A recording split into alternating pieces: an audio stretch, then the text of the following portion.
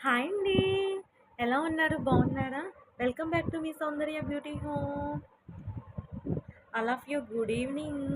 ఈరోజైతే బట్టలు ఆరేస్తే బాగా గాలి వచ్చింది. కొంచెం పర్లేదు ఆరినియి. ఇదిగోండి చూడండి ఎన్ని బట్టలు ఉన్నాయో.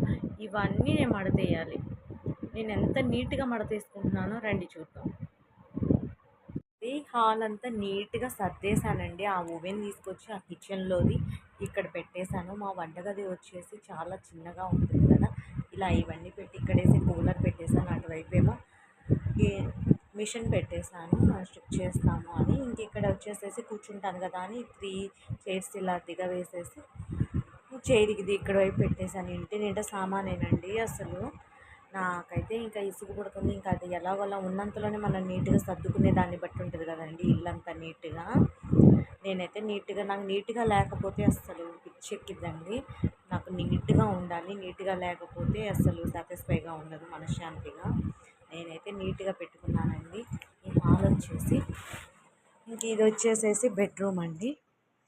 లైట్ వేస్తాను. ఇగో ఈ బీరువా అయితే తీసుకురావాలండి అసలు ఎలా అయిపోయిందో ఈ బీరువా చాలా పాడైపోయింది. ఇంక ఇక్కడ వచ్చేసేసి బెడ్ ఉండేది.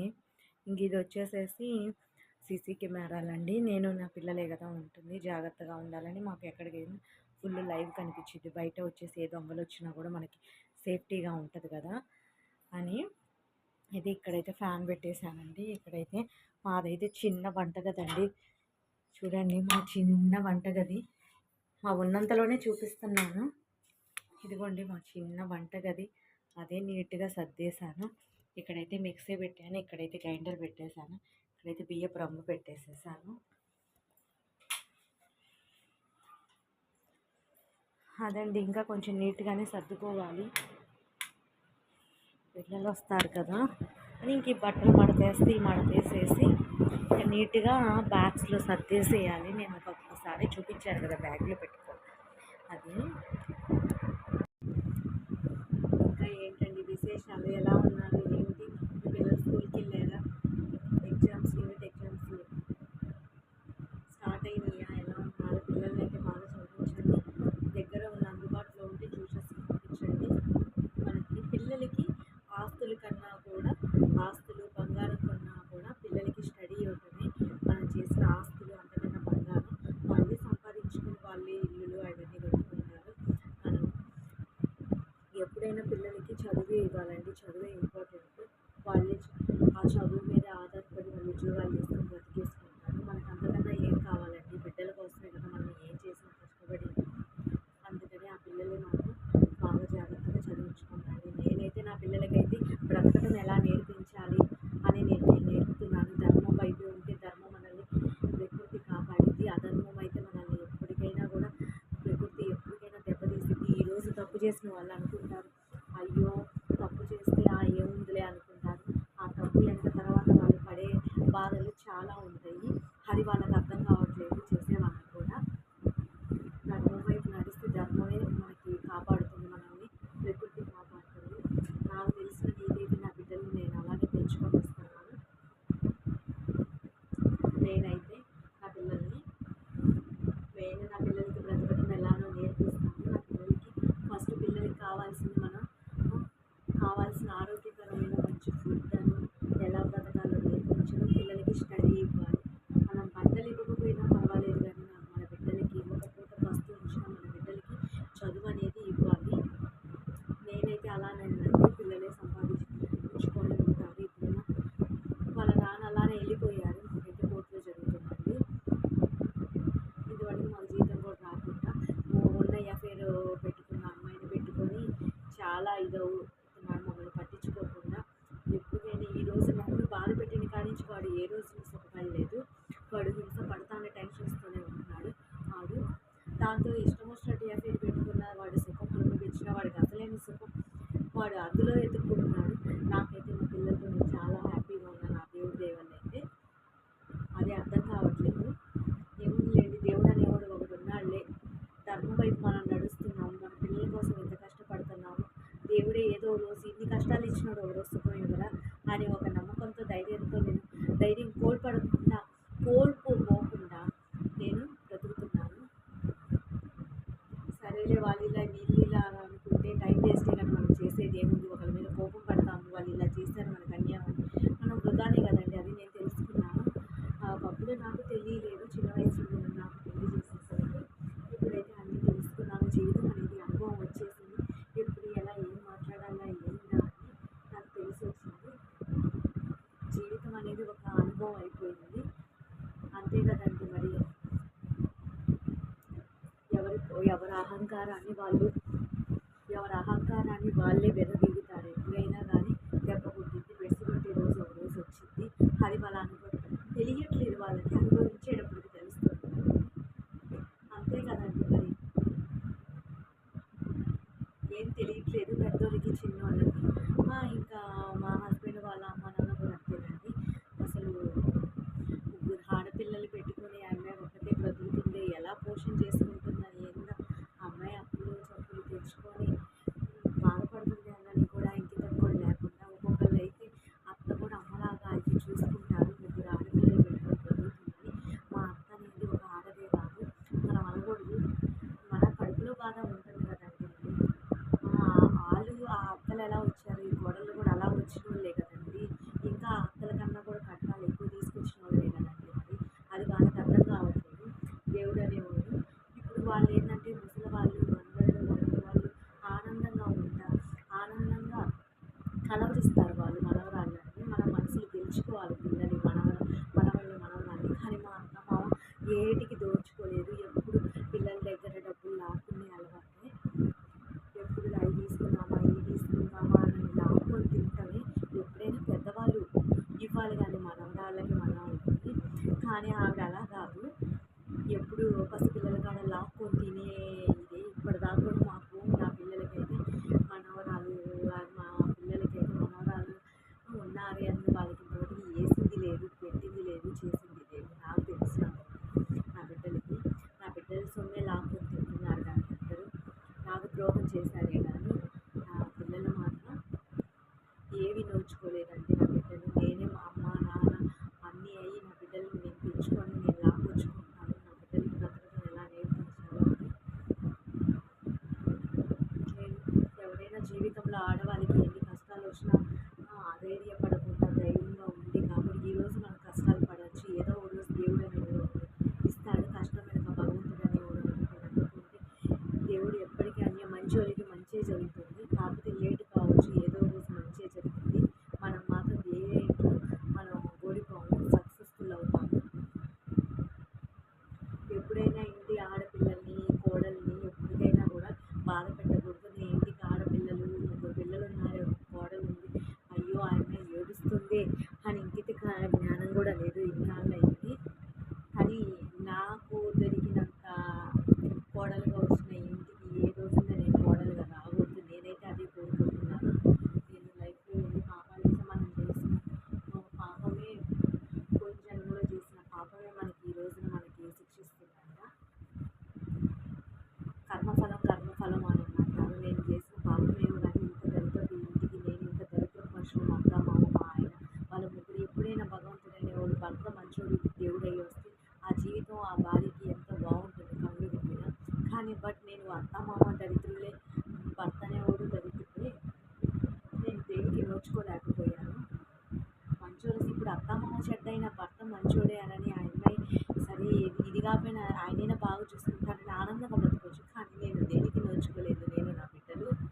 కానీ ఏదో ఒకరోజు నా బిడ్డలు ఉసురు నా ఉసురు కంపల్సరీ తగిలిందండి. ఆడపిల్లలు ఇంటికి ఆడపిల్లలు ఎవరు ఏడిపించకూడదు అనుకుంటున్నాను. ఈరోజు వాళ్ళే ఉండి వాళ్ళ కడుపులకి తిన్నామా ఏందా అని వాళ్ళ గురించి మాట్లాడుకోవడమే. కానీ ఆ పిల్ల ఎలా ఉందా ఏంటా అని ఒక పోషణ కూడా లేదు. కానీ ఏదో ఒక రోజు అనుభవించే రోజు వస్తుంది. ఎవరి అహంకారాన్ని వాళ్ళనే తినిద్ది అని అంటారు కదండి, అది ఖచ్చితంగా జరుగుతుంది. ఎవరి అహంకారాన్ని వాళ్ళనే తినిద్ది. కాకపోతే కొంచెం లేట్ అయింది కానీ సక్సెస్ఫుల్ మనం అవుతాము. మనం అధైర్యపడకుండా నేను ఇంతవరకు ఎన్ని కష్టాలు వచ్చినా ఏం వచ్చినా ఏదైనా కానీ నా బిడ్డలు అనే వాళ్ళు ఉన్నారు అని నా బిడ్డల కోసం నేను బ్రతుక్కుంటూ వచ్చాను. అంతే కదండి. పిల్లల్ని చూసుకుంటే మనకు కడుపు నిండిపోయింది. వీళ్ళకి ఏంటో కానీ డబ్బు డబ్బు డబ్బు ఏ మూట్ల కట్టలతో తగలేస్తే కొద్ది డబ్బులు ఈరోజు ఉంటాయి, రేపు పోతాయి. మనుషులు శాశ్వతం కదండి. కానీ అది వాళ్ళు డబ్బే డబ్బు, డబ్బు, డబ్బు. బంధాల కన్నా కూడా డబ్బే ముఖ్యం వాళ్ళకి. మా అత్త, మామ ఎప్పుడు లాక్కునే కుదురే. కానీ ఎప్పటికైనా ఒకళ్ళ కాడ మన డబ్బులు లాక్కోకూడదు. అయ్యో! ఆ బిడ్డలు ఉన్నారే, ఆడపిల్లలు ఉన్నారే అట్లా తీసుకోకూడదు అని ఒక్కటి కూడా లేదు.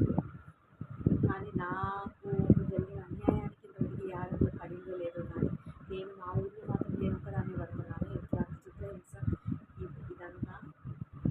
కానీ లైఫ్‌లో ఏ ఆడపిల్లకి నేను పడ్డ కష్టాలు మాత్రం రాకూడదని నేను ఆ దేవుడిని కోరుకుంటున్నాను.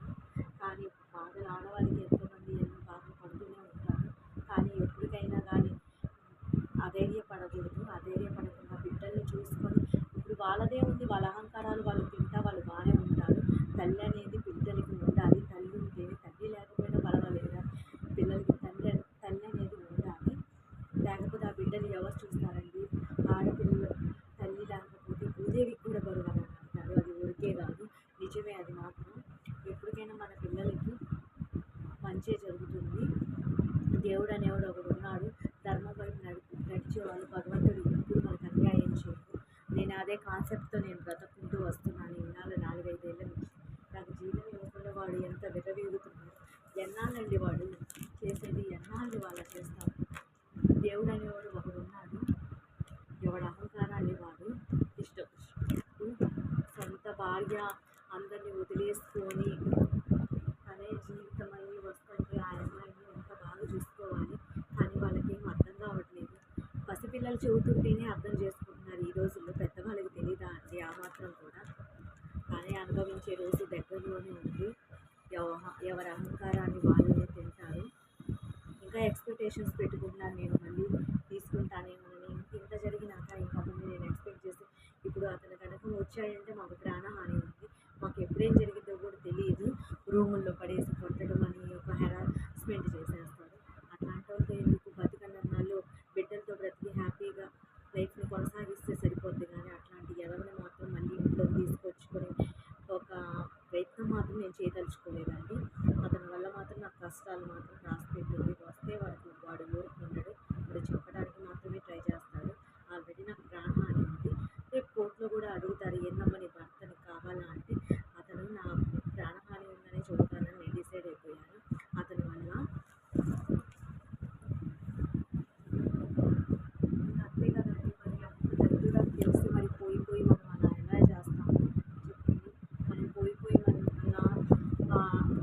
ఆ ఊబిలోకి మనం పోలేం కదా. మరి దరిద్రుడని తెలిసి మనం ఎలా ఉంటావు చెప్పండి? అందుకని మేమైతే ఆ ప్రయత్నం చేయదలుచుకోవట్లేదు. నా పిల్లలకైతే ఏది ఇష్టం లేదు అసలు అతనంటేనే. అసలు అతనంటేనే చేయాలని నా బిడ్డలు అంటున్నారు. నా పిల్లలకి అసలు ఇష్టం లేదు. ఇన్నాళ్ళలో కూడా ఏ రోజున తండ్రి కావాలని నా బిడ్డలు అడగలేదు. మనసు విరిగిపోయింది. నా తల్లిని ఇంత బాధపడుతున్నాను. ఎంత చిన్న పిల్లలైన పిల్లలు వాళ్ళు కొట్టేది నన్ను చూశారు కాబట్టి ఆ పిల్లలకి తెలిసింది కదండి. మరి చెప్పండి. నేను కన్నులు తెరియండి నా బిడ్డలు చూశారు. బిడ్డలు నా వద్దు మమ్మీ అని నా బిడ్డలు అంటున్నారు. మనం ఎట్లాంటి బ్రతికేసాక మనం వద్దు మమ్మీ మనం మేము బాగా చదువుకుంటాం మమ్మీ మీకెందుకు మేము ఉన్నాం కదా మమ్మీ అని నా బిడ్డలు నాకు చెబుతున్నారు. మమ్మీ నువ్వు మాత్రం ఎట్టి పరిస్థితుల్లో అతను మాత్రం తీసుకొచ్చుకోవద్దు. అతని వల్ల వాడి ప్రమాదం ఉంది. ఎప్పుడు కొడతాడు, ఎప్పుడు ప్రాణాలు ఏమైపోతాయో అని నా పెద్ద పిల్ల అంటుంది. అసలు మాకు వద్దు అని నా బిడ్డలు అంటున్నారు. మరి నా పిల్లలు చిన్నగా మరి నేను కూడా నా బిడ్డలకి ప్రాణాలతో నేను ఇది ఉంటాను. నేను అంత ప్రయత్నం చేశాను మళ్ళీ కష్టాలు కొని తెచ్చుకుని ఇంత కష్టం చేసి బూడిదల పన్నీరు వాడిని తీసుకొచ్చుకొని ఎందుకండి ఏం చేసుకుంటాం వాడు? నేను నిన్న జీవితంలో ఎంసీ చేశాను. కానీ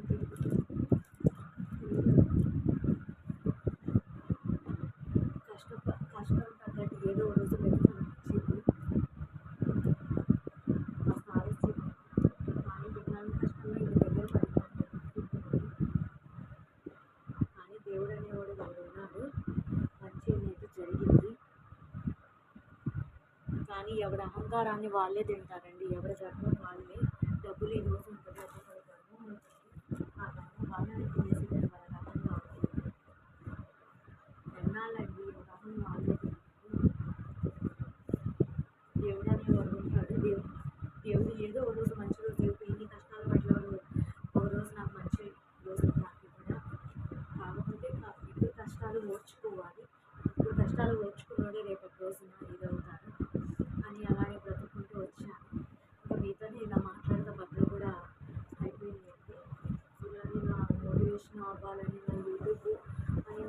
ఆలోచిస్తున్నాను. ఈ యూట్యూబ్ గురించి కూడా చాలా దిగులు పడుతున్నాను. అయ్యో! నేను ఎలా చేయాలా ఏంటో నా వీడియోస్‌కి కంటెంట్ కావాలి అని. నేనైతే యూట్యూబ్ ఎంతో కొంచెం నేను సంపాదిద్దామని నేను యూట్యూబ్‌కొచ్చాను. కానీ నా కంటెంట్ ఎప్పుడొచ్చిద్దో కానీ నా వీడియోస్‌కి నేనైతే చేసుకుంటూ పోతున్నాను. వీడియోస్ చేస్తే కంటెంట్ వచ్చిద్ది, మనకి మోటివేషన్ అవ్వాలి. నేను ఎంతో కొంత సంపాదిద్దామని యూట్యూబ్‌కొచ్చాను. ఎంతోమంది ఎన్నో కష్టాలు. ఇప్పుడు చాలామంది యూట్యూబ్‌కి నక్షత్ర అని వాళ్ళ హస్బెండ్, వైజాగ్ నక్షత్ర అని మనకి టీవీలో వస్తుంది కదా, వైజాగ్ నక్షత్ర అని. తను కూడా వాళ్ళ హస్బెండ్ ఇట్లానే ఎఫ్ఐఆర్ పెట్టుకొని తనని చాలా బాధ పెట్టాడు. అట్లానే మళ్ళీ చందు మిసెస్, తన పేరేందో చందు అను, అదే పవిత్ర జయరామన్ అని అంటారు. తన పేరు కూడా ఆ మేడం కూడా వస్తుంది. పవిత్ర అని ఎఫ్ఐఆర్ పెట్టుకున్నాడు, తను కూడా వస్తుంది. తన పేరు ఏదో ఉందండి, గుర్తు తెచ్చుకోవాలి. మేడం పేరేంటి, మేడం పేరు ఏదో ఉంది, శిల్ప మేడం కూడా యూట్యూబ్కి వచ్చేసింది. తన భర్త ఇలా ఎఫ్ఐఆర్ పెట్టుకొని ఇట్లా చేస్తున్నారని. అట్లయితే నా వైజాగ్ నక్షత్ర కూడా తన హస్బెండ్ ఇట్లా ప్రతి వాళ్ళు ఇట్లా హస్బెండ్ అన్యాయం చేసి బాధపెట్టి ప్రతి వాళ్ళు యూట్యూబ్కి వచ్చిన వాళ్ళు ఉన్నారు. అట్లానే ఏదో రోజు మోటివేషన్ అవుదామని. ఇప్పుడు చాలామంది అనుకుంటారు, అబ్బో యూట్యూబ్ చేస్తుంది ఏంటి, అబ్బో ఇంకా రాలేదా ఏంది అని, ఎంత వస్తుందని ఒక మాటలు. మేము పడ్డ కష్టాలు ఏందో అది మాకు మాత్రమే తెలుస్తుంది. యూట్యూబ్కి వచ్చేసి ప్రతి వీడియోకి కంటెంట్ కావాలి, కంటెంట్ వచ్చేదాకా మనం కష్టపడాలి. ఈ రోజున ఏది రాకపోవచ్చు, ఏదో రోజున ఒక వీడియోకి అదే అంటారు, ఒక నైట్కే ఒక వీడియో జీవితాన్ని మార్చేస్తుంది అని. బట్ నేను ఏదోటి నాకు నమ్మకం ఉంది, నేను ఏదో రోజు క్లిక్ అవుతాను, అయ్యి తీరుతాను అనుకుంటా. నేను ఇంకా అక్కడ నాకు మనీ కోసం కొంచెం నాకు ఇంట్లోనే సరిపోతుంది.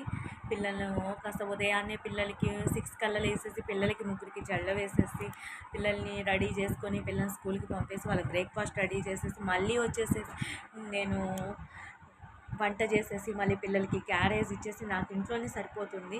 బట్ నేను ఇంక ఇంట్లో పని చేసుకొని నేనైతే వెళ్ళలేకపోతున్నాను, నేనైతే టైట్ అయిపోతున్నాను. నాకైతే 3 ఆపరేషన్లు అండి, నాకు అంత ఓపిక కూడా లేదు. నేను ఇంట్లోనే ఉంటున్నాను.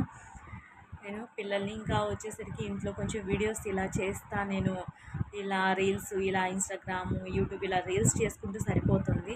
ఆ టైం కూడా ఇంకా కాసేపు నేను రెస్ట్ తీసుకుంటాను. ఇక రెస్ట్ కాసేపు టైట్ అయిపోతాను కదా అని కొంచెం సేపు పడుకుంటే ఇంకా మళ్ళీ ఈవినింగ్ వస్తుంది కదా, ఇంకా పిల్లల్ని తీసుకురావడానికి వెళ్తాను. అదండి నేను డేలో చేసే పని ఇది. నేను పిల్లల్ని అంతా పని చూసుకుంటూ నేను యూట్యూబ్ రీల్స్ ఇలా చేసుకుంటూ వస్తున్నాను. ఈరోజు ఏందో ఈ వీడియో చేయాలని నా పర్సనల్ కూడా మీతో నేను షేర్ చేసుకుందామని సోషల్ మీడియాలోని షేర్ చేసుకుందామని వచ్చాను. నేను చెప్పే కొటేషన్స్ కూడా లైక్ చేయండి, షేర్ చేయండి, కామెంట్ పెట్టండి. నన్ను కూడా నా ఛానల్ని ముందుకు తీసుకురండి. అలాంటి ఆడవాళ్ళు భర్తలు చేసిన ద్రోహాలకి ఇట్లా యూట్యూబ్కి వచ్చిన వాళ్ళు ప్రతి వాళ్ళని మమ్మల్ని సపోర్ట్ చేసి మా ఛానల్ని ముందుకి తీసుకురావాల్సిందిగా కూర్చున్నాను. నిజంగా ప్రతి ఒక్క సబ్స్క్రైబర్స్కి, నాకు 2K సబ్స్క్రైబర్స్ అబోవ్ ఉన్నారు. ప్రతి ఒక్క సబ్స్క్రైబర్స్కి థ్యాంక్ యూ సో మచ్. నా ఛానల్ని ఇంకా ముందుకు తీసుకురావాల్సిందిగా కోరుచున్నానండి. మీ మేలు నేను ఎప్పటికీ మర్చిపోలేను. నేను 1K వచ్చినప్పుడు కేక్ కట్ చేద్దామంటే బట్ నాకు అసలు కుదరలేదు.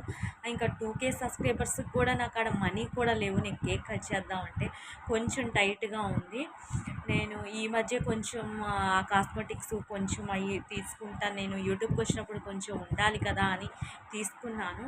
అది కొంచెం తీర్చుకుందామని అప్పులు చేసుకొని ఇక్కడ తీసుకొని ఇక అట్లానే ఉండాలి కదండి. యూట్యూబ్కి వచ్చినాక కాస్మెటిక్స్ అవన్నీ ఉండాలి కదా, అట్లా మళ్ళీ ప్రతిదీ ఉండాలి కదా, ఉంటేనే కదా మనకి బాగుంటుంది, మనకి వీడియోస్ సబ్స్క్రైబర్స్ ఇవన్నీ వస్తాయి. అందుకని నేను చిన్నగా తీసుకుంటూ వస్తున్నాను. అదండి, ఇదైతే ఇలా జరుగుతుందండి. ఇంకా నేను చేసేవన్నీ ఇంకా డేలో నేను చేసినవన్నీ నేను మీతో షేర్ చేసుకున్నాను. ప్రతి ఒక్క విషయం రేపటి నుంచి నా జీవితంలో జరిగే ప్రతిదీ నేను మీతో షేర్ చేసుకుంటున్నాను. మార్నింగ్ లాగు, ఆఫ్టర్ లాగు, ఈవినింగ్ లాగు. నా ప్రతి ఒక్క సబ్స్క్రైబర్స్కి థ్యాంక్ యూ సో మచ్. ఇంకా మీ ఫ్రెండ్స్కి, రిలేటివ్స్కి షేర్ చేసి నా ఛానల్ని ముందుకు తీసుకురావాల్సిందిగా కోరుతున్నాను. అదండి, మాలాంటి ఆడవాళ్ళని అందరూ సపోర్ట్ చేసేసి ఛానల్ని ముందుకు తీసుకురావాల్సిందిగా కోరుచున్నాను. లైక్ చేయండి, షేర్ చేయండి, కామెంట్ పెట్టండి. ఓకే, బాయ్ అండి. ఇంకో కొత్త లాగ్తో వస్తుంది మీ లాస్య. Bye bye.